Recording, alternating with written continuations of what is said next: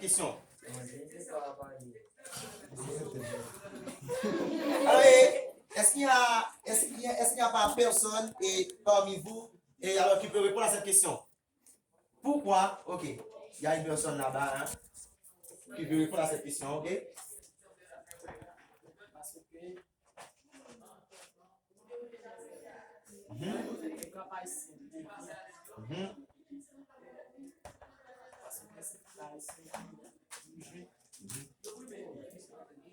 Ah oui, ok, d'accord, parlez, ok là. Moi, je parle créole. Parce que c'est haïtien qui l'a dirigé. Très bien. Vous venez pour ça? Ok? Les autres pays cap français viennent cap haïtien.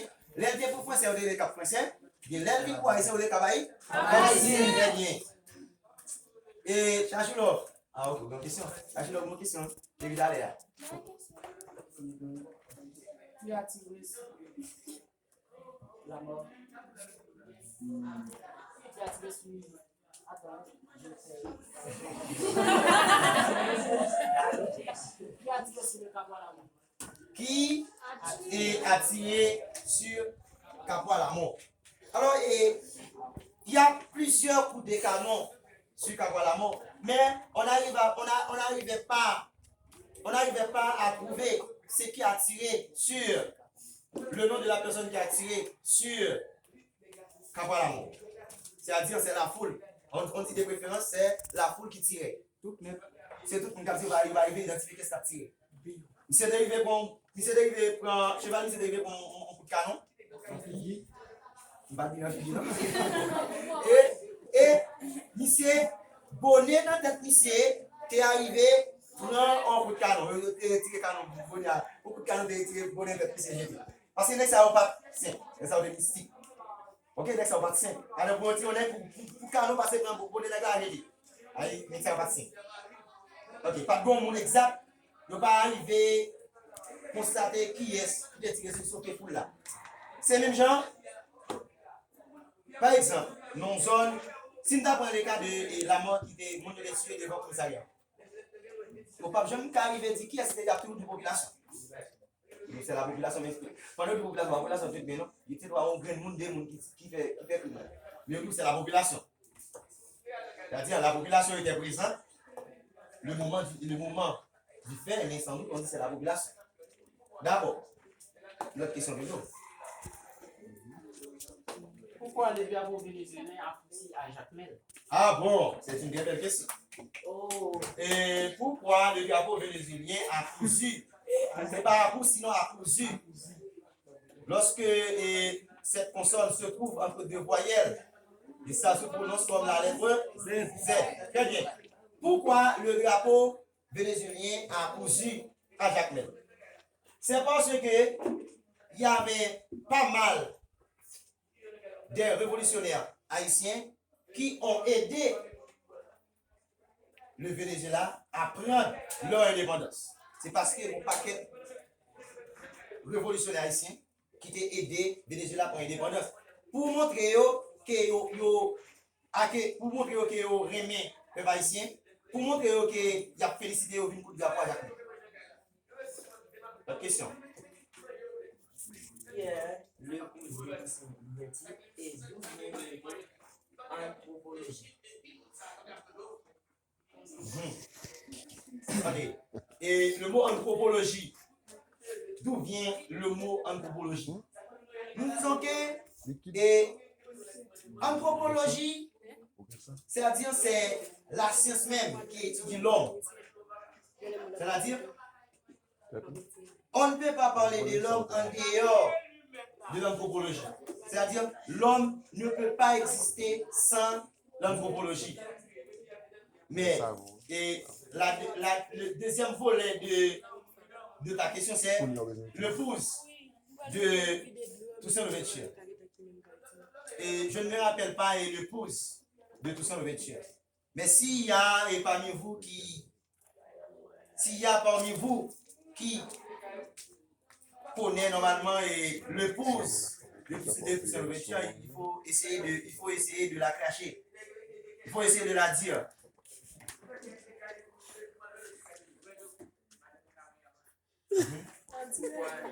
Non, là, nous n'avons pas encore, nous n'avons pas encore répondu à la question. Et essayez de, non, sur ton portable, essayez de trouver l'épouse de Toussaint et de Toussaint Louverture, la femme de Toussaint Louverture. On va chercher la réponse pour vous, parce que moi, j'ai pas encore la réponse. Je n'ai pas encore la réponse. Je ne me rappelle pas l'épouse de Toussaint Louverture, et ça échappe de ma tête. Ok? Et. Tu connais la réponse? Tu connais la réponse? L'épouse de. Tu la connais? Oh, sorry. Okay. Il n'y a pas de Android. Il n'y a pas d'Internet. Tu peux faire la recherche, hein? Il n'y a pas. Ok.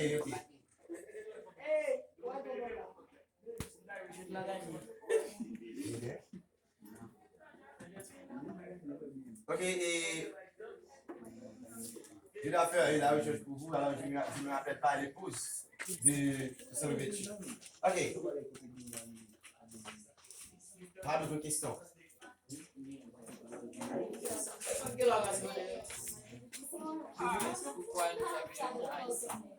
Ok. Pourquoi nous appelons-nous Haïtiens? Alors, je réponds de la question. Pourquoi nous appelons-nous Haïtiens? Pas mal. Alors,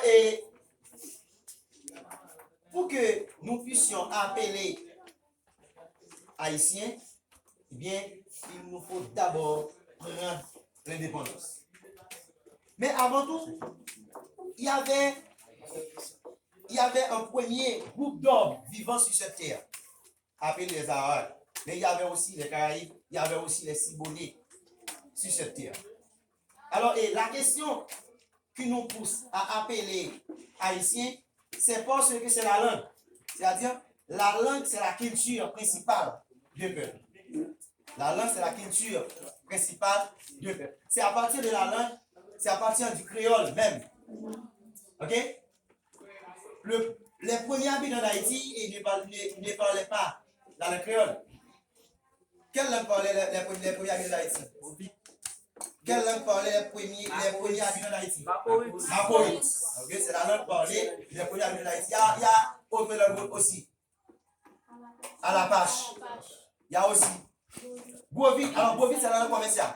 C'est-à-dire, c'est la langue parlée des femmes. C'est-à-dire, c'est la langue des marchands. Le Maporit, c'est la langue nationale. C'est la langue.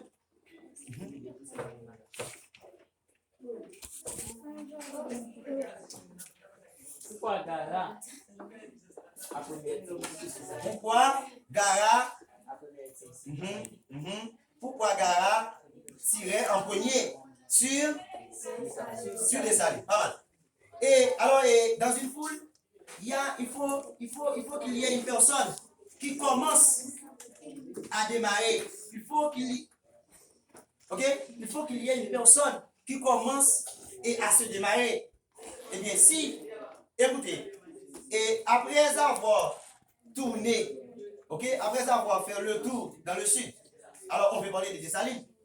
C'est pourquoi, à l'arrivée de Dessalines, dans le sud, Dessalines voulait faire passer de l'ordre dans le sud. C'est-à-dire, dans son gouvernement, ou du moins dans sa politique agraire, il avait interdit la vente du bois des campagnes et du clairin. Il avait interdit aussi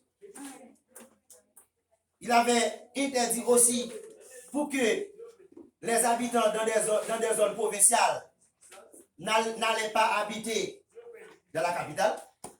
Bien, à son retour dans le sud, bien, Dessalines a rencontré le général Lamar. Il disait à Lamar, et pour d'après ce que je viens de faire dans le sud, alors si le peuple du sud ne se révolte pas contre moi, c'est qu'ils ne sont pas des hommes. Ok? Mais c'est pourquoi, à l'arrivée, il y a des historiens qui disent que Dessalines était mort au Pont Rouge. Il y a d'autres qui disent que Dessalines était mort au Pont Lanage. Alors moi, je ne sais pas entre ces historiens qui ont raison, mais sauf que les deux sont répétés. Alors la question c'est pourquoi c'est Gara qui a tiré en premier sur Desailly. C'est parce que c'est Gara qui trouvait la possibilité. Ok, c'était Gara qui trouvait la possibilité de tirer sur Desailly. C'est-à-dire Gara était considéré comme un homme brave. Es-tu satisfait? Yes.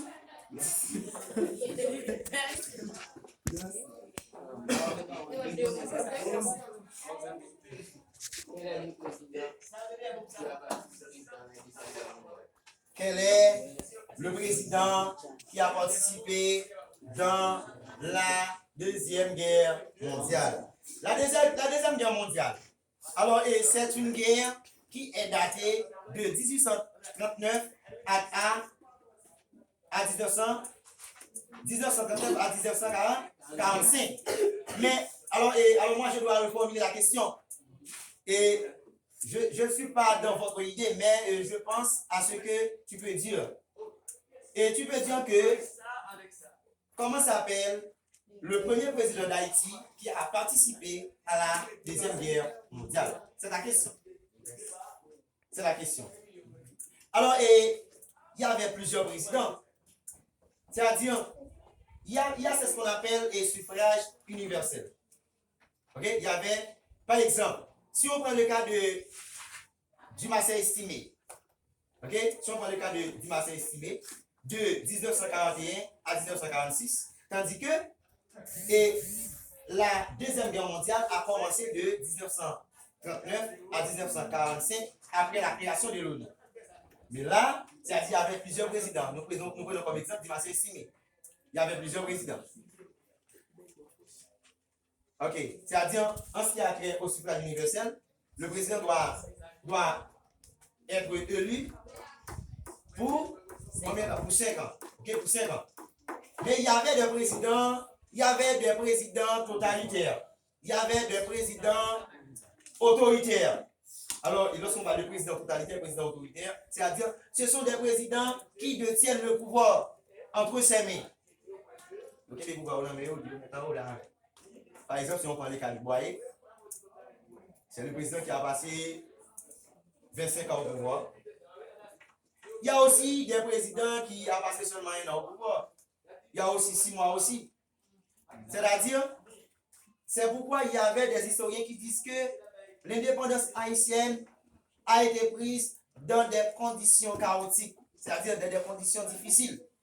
C'est pourquoi il ne peut pas y avoir des ententes entre le peuple haïtien. Oui, des ententes entre nous. Il est là pour poser une question dans la salle là, ou pas poser une question où la jalousie se manifeste. Les gars posent des questions, la mal poser des questions, mon pas dire rien, non? Parce que c'est le monde qui connaît faire, c'est le monde qui parle, le monde qui va jamais dire non, pas faire, pas contre faire. Il faut essayer. C'est le monde qui essaie de faire. Pendant ce temps, les gars, vous bouchez, pendant que vous bouchez au babri, ou vous avez un voilà. Ou pas qu'on ne pas faire plus. Bonne question. En quelle année la France est reconnue l'indépendance d'Haïti? Ok. Alors, la France a reconnu l'indépendance haïtienne, c'est après avoir payé la dette de l'indépendance par Jean-Pierre Boyer de 1843 à 1825 et de 1843 à 1850, etc. C'est à partir de cette date. C'est Boyer même qui a accepté de payer la dette de l'indépendance. C'est-à-dire cette dette a été évaluée et à une somme de la dette de l'indépendance 150 millions de francs. De francs. Ok, pourquoi dit-on que l'homme a pris naissance en Mésopotamie? Alors, en Mésopotamie, pourquoi dit-on que l'homme a pris naissance en Mésopotamie? C'est parce que la Mésopotamie est considérée comme le premier foyer de la civilisation. Alors, c'est à partir de cela. Alors, lorsqu'on voit la Mésopotamie, la civilisation mésopotamienne, c'est une civilisation qui se fait au milieu des fleuves. C'est-à-dire, la terre mésopotamienne était très fertile à cette époque. C'est-à-dire, au niveau de la terre mésopotamienne, on trouve deux fleuves. C'est-à-dire, par exemple, si on veut tracer la terre mésopotamienne, on dit ici, c'est la Mésopotamie. Ici, on trouve Tigre et puis Euphrate. Ici, c'est la Mésopotamie. Quand Tigre et Euphrate sont agités, eh bien, il est arrivé à arroser la terre mésopotamienne et la rendre fertile. Quelle est la langue la plus parlée dans le monde? Quelle est la langue la plus parlée dans le monde? Et le mandarin, c'est le mandarin, c'est la langue chinoise. C'est-à-dire, c'est la langue la plus parlée dans le monde. Pourquoi? Alors, pourquoi on considère le mandarin comme la langue la plus parlée dans le monde? C'est parce que la Chine est le pays le plus peuplé dans le monde. C'est-à-dire, il y a plus d'habitants retrouvés en Chine qui parlent le mandarin. Alors, c'est pourquoi on considère le mandarin comme la langue la plus parlée dans le monde. Mais ce n'est pas la langue commerciale. Le mandarin, on ne peut pas considérer le mandarin comme la langue commerciale. Et le Gilgamesh. Ah, qui était Gilgamesh? Et qui était Gilgamesh? Alors, ok. Alors, qui était Gilgamesh? Gilgamesh était un roi de Sumer. Hein. Était un roi de Sumer. Il était roi, il était homme et Dieu. Gilgamesh était homme et Dieu. Pourquoi dit-on que Gilgamesh était homme et Dieu? C'est parce que par rapport avec des merveilles faites dans le monde, plus précisément à Mésopotamie, plus précisément à Babylone, c'est-à-dire par rapport à certaines de merveilles faites par Gilgamesh, eh bien, on considère Gilgamesh comme homme et Dieu. Pas d'autres questions? Alors, j'aimerais entendre une voix féminine. Ok, qui était l'ONU? L'ONU, c'est... Qui était l'ONU? Alors, l'ONU, c'est une organisation internationale. C'est-à-dire, on considère l'ONU comme l'organisation principale des autres organisations. Alors, l'ONU a été créée en 1945 aux États-Unis d'Amérique dans l'objectif de pousser les autres organisations à se développer. C'est clair, c'est la réponse. Il y a une autre question? Cette organisation a pris naissance aux États-Unis d'Amérique. C'est la réponse. Ok.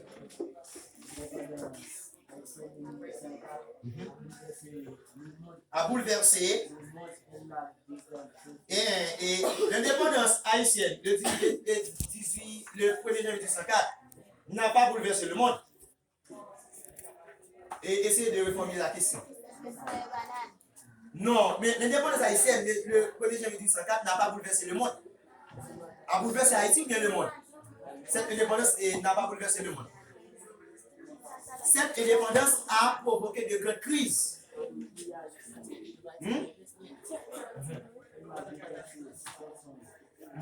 L'indépendance haïtienne a bouleversé le pays.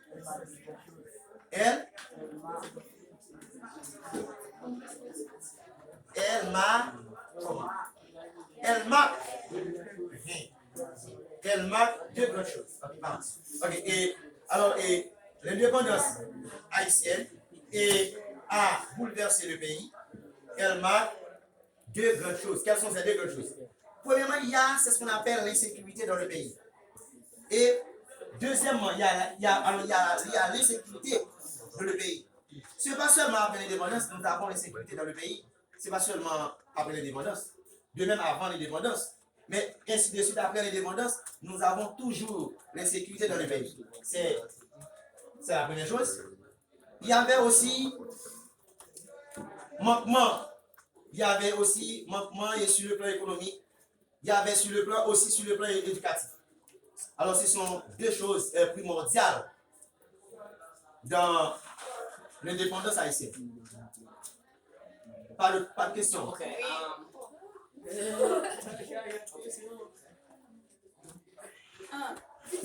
Oui, essayez de... Okay. Bonsoir. Ok, Monsieur Lunes, vous êtes fonctionnement félicité. So, il y a deux mots qui m'attirent l'attention.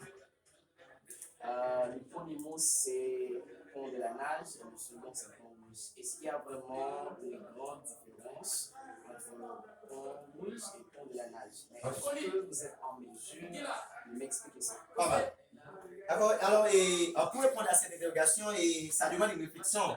Alors, lorsqu'on parle de pont rouge et pont la nage, c'est-à-dire pont rouge, et il y a des historiens qui disent que le pont rouge n'avait pas ce nom.